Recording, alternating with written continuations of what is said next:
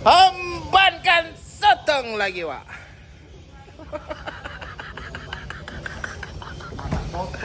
Lah mengemban sotong pula kau lagi, Dan. Gila, Wak. Lah lama tak makan sotong, Wak. Berapa sekilo, Dok?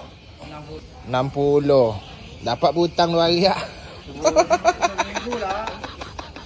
Kita beli lada setan pula lagi, Wak. Sama Kak Yati kita ni. Untuk gulai sotong kan.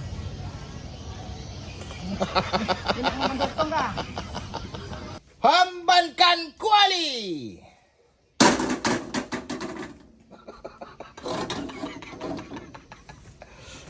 Habis lagi, Wak. Lembut kuali. Mampus lagi kena rotek rumah, Wak. Hembankan minyak. Hembankan lada. Hembankan air asam. Hembankan kuah.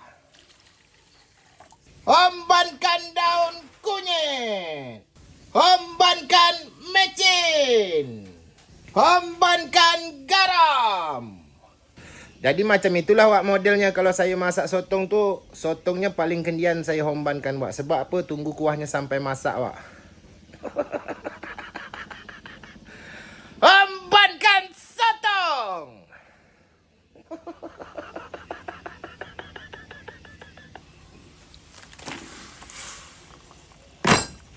Hembankan mangkuk ni, Wak. Dan di sini kita tengok sotong gulai asam pedas kita sudah masak.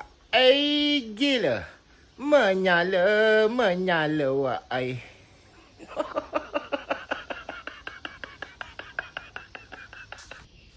Hembankan sotongnya, Wak.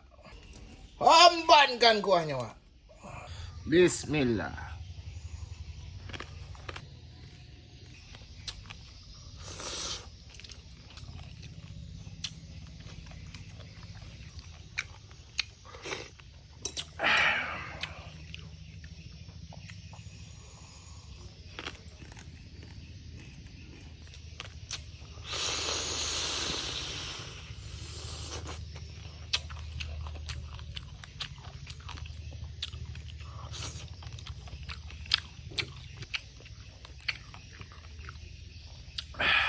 Lemak-lemak manis juga rasa dia, Wak.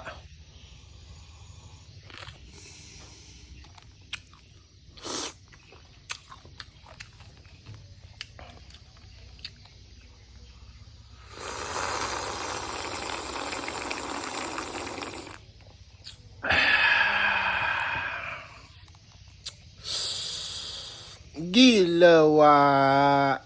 Menyala, Wak.